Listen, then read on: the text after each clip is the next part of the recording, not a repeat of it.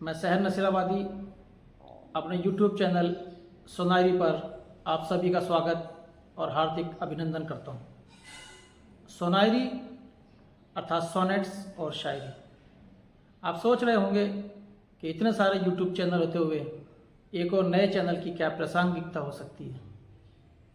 तो मैं आपको बताना चाहूँगा कि मेरा YouTube चैनल दूसरे चैनलों से इस मायने में अलग है कि इस चैनल पे आप पाएंगे विलियम शेक्सपियर की विभिन्न सोनेट्स और उनका काव्यानुवाद। मेरा दावा है कि किसी दूसरे चैनल पे आप इस प्रकार का विलक्षण प्रयोग नहीं पाएंगे। विषय वस्तु पर आने से पहले मेरा आपसे विनम्र निवेदन है कि आप चैनल को अधिक से अधिक लाइक, सब्सक्राइब और शेयर करें और चैनल के साथ अंत तक अपना जुड़ाव रखें। मुझे विश्वास है कि जो मैंने चैनल के बारे में दावा किया है आप उसकी तस्दीक करने से अपने आप को नहीं रोक पाएंगे। सोनेट क्या है? आसान शब्दों में कहा जाए तो सोनेट इंग्लिश पोइट्री की एक विधा है जिसमें 14 मिसरे होते हैं। ये 14 मिसरे 3 क्वाड्रेंट और एक कपलेट में बटे होते हैं। सोनेट के प्रत्येक क्वाड्रेंट में 4 मिसरे होते हैं और कपलेट में 2 मिसरे होते हैं। इस प्रकार 14 मिसरों की एक रचना का निर्माण होता है जिसे इंग्लिश पोइट्री में सोनेट कहा जाता है। सोनेट के बारे में दूसरी महत्वपूर्ण बात जो है वो है कि सोनेट की राइमिंग स्कीम क्या हो। राइमिंग स्कीम, जिसे हम इंग्लिश पोइट्री में राइमिंग स्कीम के नाम से जानते हैं, उर्दू शायरी में उसे काफियाबंदी और हिंदी काव्य लेखन में तुकबंदी कहा जाता है। किसी भी शेक्सपियरियन सोनेट की जो राइमिंग स्कीम है वो ABAB, CD EF GG होती है। इसे आप यूं समझिए कि जो सोनेट के तीनों क्वाड्रेंट हैं उन क्वाड्रेंट्स की पहली और तीसरी लाइन और दूसरी और चौथी लाइन आपस में राइमिंग स्कीम में होती है, हम काफिया होती है, तुकबंदी में होती है। इसी प्रकार जो कपलेट है, कपलेट की दोनों लाइनें राइमिंग स्कीम में होती हैं, काफियाबंदी में होती है या तुकबंदी में होती है। राइमिंग स्कीम के बाद जो तीसरी महत्वपूर्ण बात किसी भी सोनेट के लिए है वो है इसका मीटर। इंग्लिश पोइट्री में जिसे मीटर कहा जाता है उसे उर्दू शायरी में बहर और हिंदी काव्य लेखन में हम छंद के नाम से जानते हैं। तो सोनेट में जो मीटर काम में लिया जाता है उसका नाम है आयम्बिक पेंटामीटर। अब ये आयम्बिक पेंटामीटर क्या होता है? आयम्बिक पेंटामीटर में एक वीक सिलेबल और एक स्ट्रॉन्ग सिलेबल, या यूं समझिए कि एक लघु स्वर और एक दीर्घ स्वर की 5 बार पुनरावृत्ति की जाती है। तो वीक सिलेबल और स्ट्रॉन्ग सिलेबल और लघु स्वर और दीर्घ स्वर की 5 बार पुनरावृत्ति से जो मीटर हमें प्राप्त होता है, जो बहर हमें प्राप्त होती है, जो छंद हमें प्राप्त होता है, उसे आयम्बिक पेंटामीटर के नाम से जाना जाता है, जिसमें सोनेट्स की रचना की जाती है।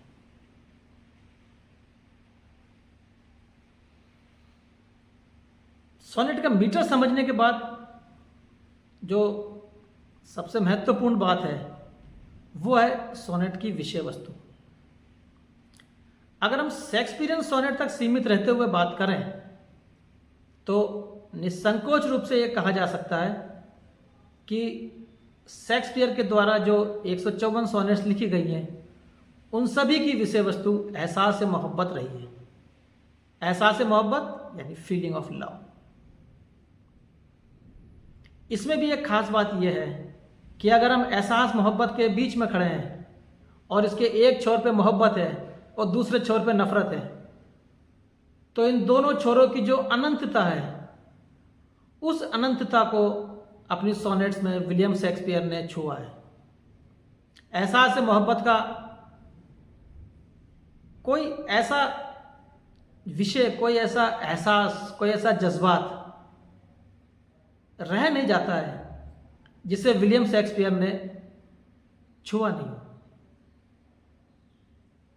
यूं भी कह सकते हैं कि विलियम शेक्सपियर की सोनेट्स पढ़ने के बाद एहसास मोहब्बत पे कुछ लिखने के लिए नहीं रह जाता।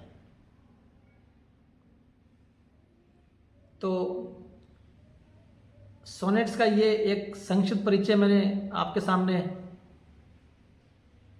इस उद्देश्य से प्रस्तुत किया है कि जब हम वास्तव में विलियम शेक्सपियर की सोनेट्स और उनके अनुवाद पर आएंगे तो आपको अगर सोनेट्स का मूलभूत ढांचा और उसकी गहराई की जानकारी होगी तो आप सोनेट्स और उसके अनुवाद से ज़्यादा अच्छी तरह लुत्फ़अंदोज हो सकेंगे। अंग्रेजी के विश्वविख्यात लेखक सर विलियम शेक्सपियर द्वारा कुल 154 सोनेट्स लिखी गई।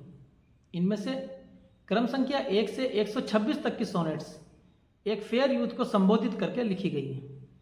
इनमें से भी क्रम संख्या 1 से 17 तक की सोनेट्स को प्रोक्रेशन सोनेट्स कहा जाता है, क्योंकि इन सोनेट के माध्यम से कवि ने फेयर यूथ को नस्ल वृद्धि के द्वारा अपनी सुंदरता संरक्षित करने के लिए विभिन्न प्रकार से प्रेरित करने का प्रयास किया।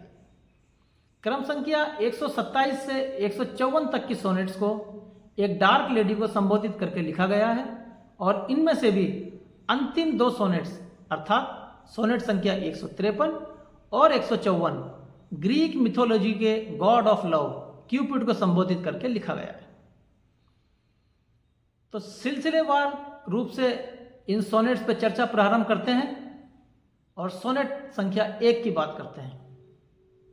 कवि सर विलियम शेक्सपियर द्वारा सोनेट संख्या 1 के माध्यम से एक अत्यंत आत्ममुग्ध लेकिन बहुत सुंदर फेयर यूथ को संबोधित करते हुए उससे ये अपेक्षा की गई है और उसे विभिन्न प्रकार से प्रेरित करने का प्रयास किया गया है कि वे नस्ल वृद्धि के द्वारा न सिर्फ अपनी सुंदरता को संरक्षित करें वरन सुंदरता के रूप में उसे प्रकृति ने जो उपहार और जो कर्ज दिया है उससे भी स्वयं को विमुक्त करने का प्रयास करें। तो शुरुआत करते हैं विलियम शेक्सपियर की सोनेट नंबर 1 से। From the fairest creature we desire increase, that thereby beauty's rose might never die. But as the riper should by time decease, his tender hair might bear his memory. But thou, contracted to thine own bright eyes, feedest thy light's flame with self-substantial fuel, making a famine where abundance lies. Thyself, thy foe, to thy sweet self too cruel. Thou that art now world's fresh ornament and only herald to the gaudy spring, within thine own bud buryest thy content, and tender child makest vast in guarding. Pity the world, or else this glutton be, to eat the world's due by the grave and thee. William Shakespeare की sonnet number 1 का जो तर्जुमा मेरे द्वारा किया गया, जो अनुवाद मेरे द्वारा किया गया वो इस प्रकार है कि हसीन सबसे अगर है तो नस्ल अपनी बढ़ा, हसीन सबसे अगर है तो नस्ल अपनी बढ़ा, गुलाब हुस्न का फिर ये कभी मरेगा नहीं। पकेगा फल तो फना साथ वक्त के होगा, रहेगी याद तेरी नस्ल में ही उसकी कहीं, चमक में अपनी ही आंखों की तुम रहे महदूद, कि चमक में अपनी ही आंखों की तुम रहे महदूद, खुद अपनी आँच से अपना ही तेल खत्म किए, कमी वहीं पे जहाँ चीज हैं सभी मौजूद, अदू हो अपने ही जालिम जमाल के ठहरे, अभी जहान का जेवर कोई नया तुम हो, कि अभी जहान का जेवर कोई नया तुम हो, पता बहार का मिलता तुम्हारे दामन से, कली में जैसे कली का कली पना गुम हो, नफीस और हो बेकार मतलबी पन से, बने हो पेटू करो कुछ रहम तो दुनिया पे, बने हो पेटू करो कुछ रहम तो दुनिया पे, तुम और कब्र निकल बैठे कर्ज दुनिया के, तुम और कब्र निकल बैठे कर्ज दुनिया के।